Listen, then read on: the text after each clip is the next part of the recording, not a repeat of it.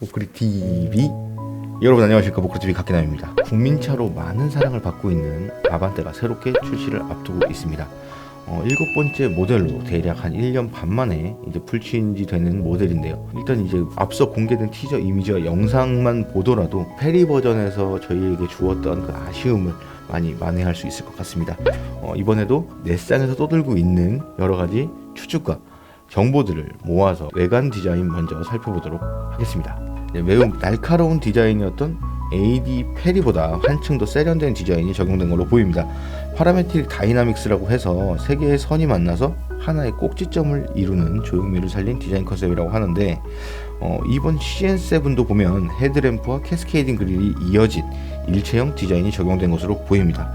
되게 짧게 지나가서 캐치하기 되게 어려웠는데, 그릴에서 일체형으로 이어진 헤드램프는 주면부를 좀 더 부드럽게 다듬은 것 같고요. 그랜저 페리에서 봤던 모습처럼 미래의 지향적인 분위기가 연출되지 않을까 싶습니다. 다만 기존 페리 모델이나 그랜저처럼 헤드램프가 그릴 안쪽으로 뾰족하게 진입해 있지는 않은 걸로 보여집니다. 이 부분이 디자인적으로 좀 호불호가 많이 갈렸던 부분이라서 그런 부분들도 이번 아반떼에서 많이 해소가 될 것으로 보여집니다. 그리고 캐스케이딩 그릴의 날렵한 모습과 세련된 패턴은 르필루즈에 적용된 그릴 그래픽이 적용될 것으로 보입니다. 자, 이어서 측면부 보겠습니다. 측면부만 봤을 때는 마치 중형차와 같은 그런 느낌을 주고 있습니다.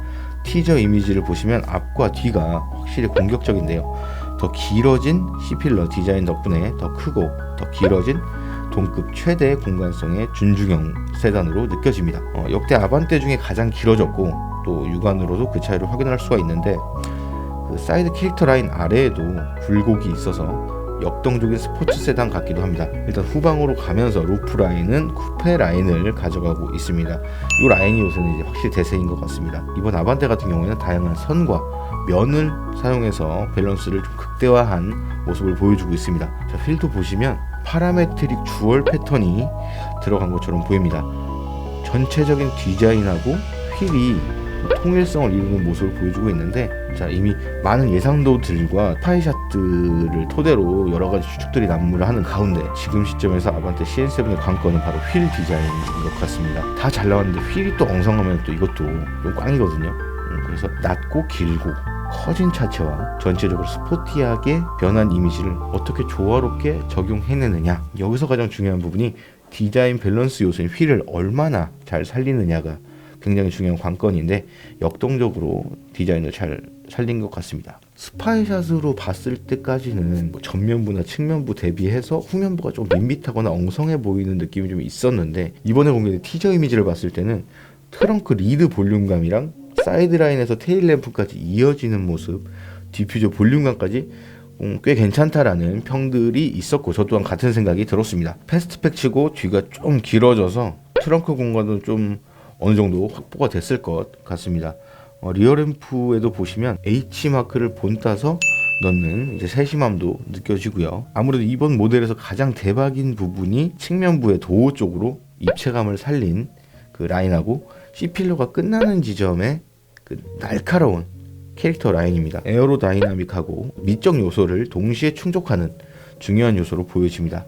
이게 직선하고 면 위주로 각진 디자인이 적용이 되다 보니까 좀 스포티해 보이긴 하는데, 좀 가벼워 보이는 경향이 좀 있을 수 있거든요.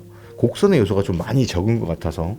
근데 준중형은 그래도 이제 곡선이 어느 정도 섞여줘야 전체적인 밸런스가 좀 살아나지 않나 싶은데, 이것도 좀 실물을 봐야지 좀 확실하게 알 수 있을 것 같습니다. 실내 디자인 같은 경우는 그냥 티저 이미지 한 장으로 볼 수밖에 없었는데, 폭만 좀 좁아 보인다 뿐이지 거의 중형차 느낌의 그런 이미지가 공개가 됐습니다. 자세히 보면 디지털 클러스터하고 내비게이션 모니터가 이어져서 듀얼 모니터식으로 적용이 됐습니다. 근데 여기서 디지털 클러스터 같은 경우에는 10.25인치가 들어갈 거고, 내비게이션 같은 경우도 10.25인치가 들어간다고 합니다. 그리고 송풍구 디자인 같은 경우에는 그 DN8 때랑 비슷하게 수평형으로 굉장히 간결하게 에어벤트를 가져가면서 좀 이렇게 트렌드를 반영하는 모습을 보여주고 있습니다. 그리고 한 가지, 여기에 보시면 빨간색으로 이렇게 선이 이어져 있어요. 근데 이게 이제 앰비언트다? 티저기 때문에 그냥 선을 그어놓은 거다, 이런 얘기들이 있는데, 제가 봤을 때는 이건 앰비언트 라이트가 분명합니다. 자, 그리고 공개된 이미지를 보시면 운전석과 조수석을 완벽하게 분리한 타입으로 운전자 중심적인 디자인이 적용이 되어 있습니다.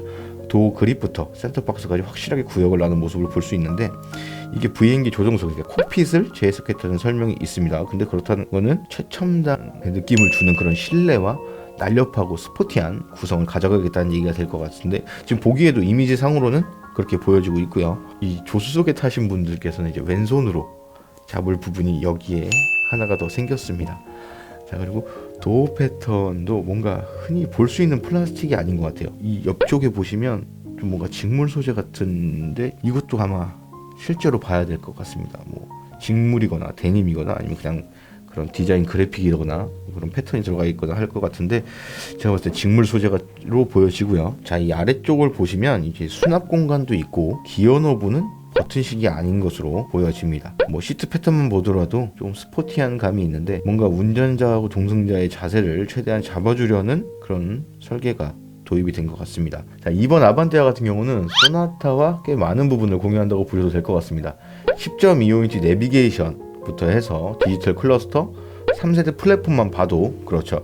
근데 이전에 제가 찍었던 제 GV80 카페이 영상하고 코나 EV 영상을 보시면 10.25인치 내비게이션에 대한 언급이 있는데, 자, 10.25인치가 적용되는 차량에 한해서 카페이 시스템이 업그레이드 또는 적용이 된다고 한 만큼 이번 아반떼에도 적용이 될 것 같습니다. 근데 이제 아반떼 자율주행 기술의 한 가지 좀 짚고 넘어가야 되는 부분이 이제 내비게이션 기반의 스마트 크루즈 컨트롤이 들어간다는 겁니다.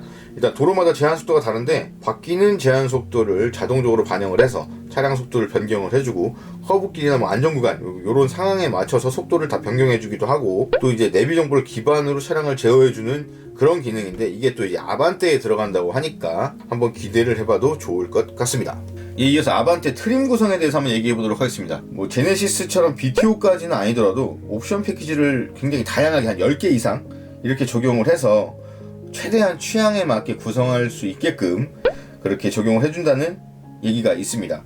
일단 뭐 GV80, G80에까지 BTO 방식을 택한 데 이어서 현대자동차 그 준중형 차급에도 트림도 좀 단순화하면서 고객들의 선호가 최대한 반영된 패키지를 좀 제공을 해주게 되면, 일단 우리 입장에서는 더 이상 뭐 옵션질을 뭐 한다 뭐 이런 얘기를 할 필요는 없겠죠.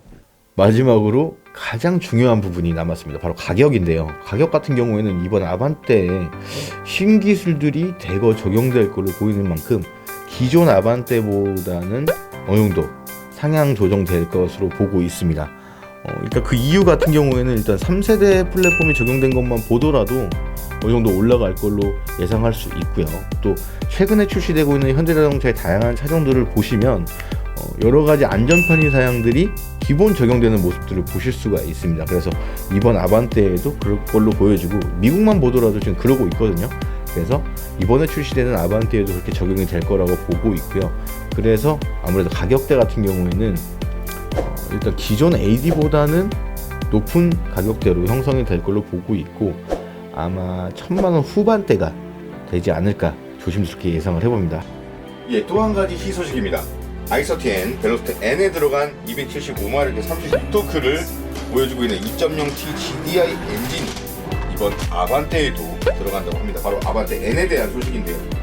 변속기는 6단 수동 변속기하고 8단 습식 DCT가 적용이 될 걸로 보여지고 있습니다. 이번에는 뭐 DCT가 같이 나오네요. 그리고 일단은 N 브랜드 자체가 매니아층이 굉장히 많을 걸로 예상을 했지만, 결과적으로 봤을 때 대중적인 수요가 되게 높았다고 해요. 그래서 이번에 그 정숙성하고 승차감에도 굉장히 신경을 많이 썼다고 합니다. 그래서 아반떼 N의 소식도 한번 저희가 전해드릴 수 있었고, 저도 함께 기대를 해야 되는 부분인 것 같습니다. 이것도 정확한 소식은 아니고 하니까 정확한 소식이 들어오는 대로 구체적인 가격 알아내는 대로 바로 전달드리도록 하겠습니다.